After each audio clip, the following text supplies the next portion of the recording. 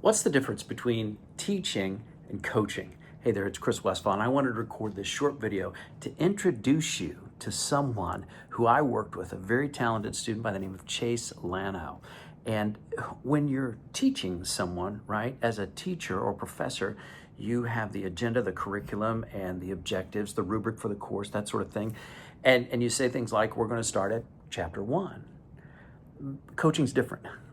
Coaching meets you where you are, and the agenda or the syllabus is co-created in the coaching conversation. It's a little bit different. You understand that a coach has to meet you where you are. So let's take a look, first of all, at where Chase was when he presented to the Aggie 100 after winning Aggie Pitch with his innovative idea here, because Chase was going to compete in the SEC pitch competition at the University of Tennessee. So he was competing against all the other schools in the SEC conference, and he wanted to share his message with greater impact.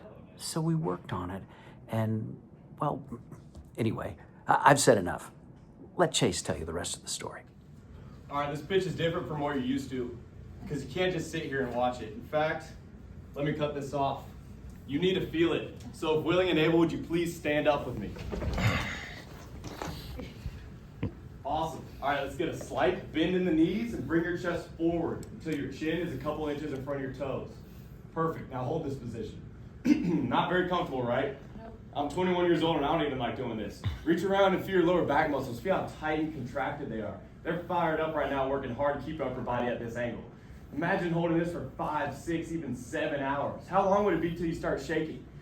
What would happen to your cognitive ability as time went on? This is the challenge that surgeons face every day. Thank you, you can sit down.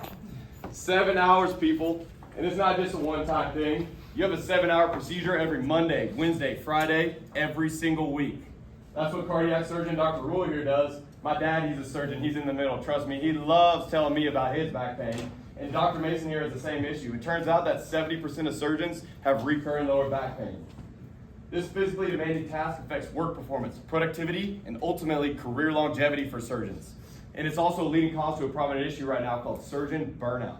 This burnout is a state of complete exhaustion that's been experienced by 80% of surgeons, and it's caused by this overload of intense focus and strain. And it's not just a personal issue for them, because studies have shown that surgeons experiencing burnout were twice as likely to make a major medical error compared to their non-burnout peers.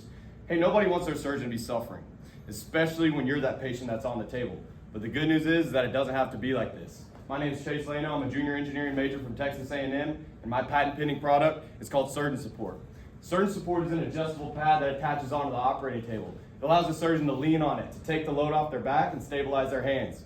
It provides the support and stability that the surgeon needs in order to focus on the patient care without the physical burden. This is backed by electromyography studies that found that muscle activity in the back is significantly reduced when you're able to lean forward and rest on something.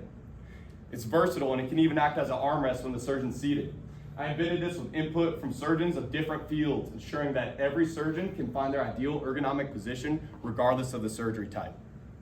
It attaches to the standard operating table by clamping onto a universal rail. There's over 150,000 of these tables in the world and 26,000 sold per year. It fits seamlessly into the operating room. It has a quick and easy setup and takedown. Its minimal presence ensures that there's plenty of room for the patient and the operating room workers. It can be cleaned and draped to maintain a sterile area, and it does not limit the surgeon's needed range of mobility. It's also a Class 1 medical device, so there's no lengthy FDA approval. It's only subject to standard controls. Meet my mentors. We got Mr. Roland Block. He was an engineer at the biggest operating table company in the nation. He actually helped design the tables that Surgeon Support clamps onto. We got Dr. Jason Harris, deemed the second most prolific inventor in Johnson & Johnson history. And we got Dr. Michael Moreno, the Director of Innovation at A&M's Engineering and Medicine School. These men have helped me develop a solid game plan, and Surgeon Support will mostly be sold to surgery centers and hospitals.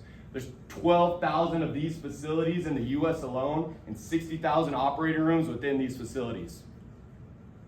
It can be made in quantity for $700 per unit and sold at $4,500.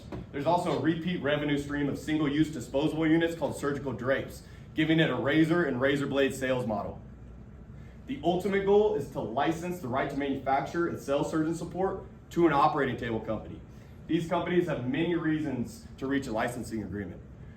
For one, When the operating table companies negotiate their sales of their tables with hospitals and surgery centers, they aim for bundled sales contracts that include the tables themselves and a suite of table accessories to go along with the tables.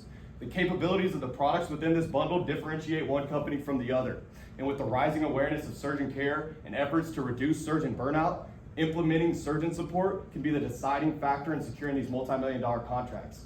And two, the market for selling surgeon support isn't just limited to selling it with the new tables.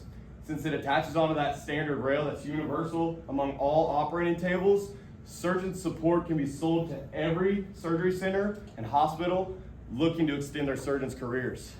So if you felt the impact of this and you want to contribute to prolonging patient care and enhancing it, an investment of $250,000 would be allocated to product refinement, FDA strategizing, and intellectual property fees. When your life is in the hands of a surgeon, why wouldn't you want that surgeon to have support? Thank you. When it comes to the coaching conversation, coaching focuses on your success. Coaching meets you where you are. And when it's time to change the conversation, you can change your results. And the power in coaching, I know as a coach and having been coached in many aspects of my life, the power inside the coaching conversation is you don't have to go it alone. You've got somebody that's riding shotgun that can offer a different perspective. When you have someone in your corner who is as focused on your goals as you are, it's a powerful, powerful start to a new kind of conversation. Thanks again for watching this video. My name is Chris Westfall, and I'll talk to you again soon.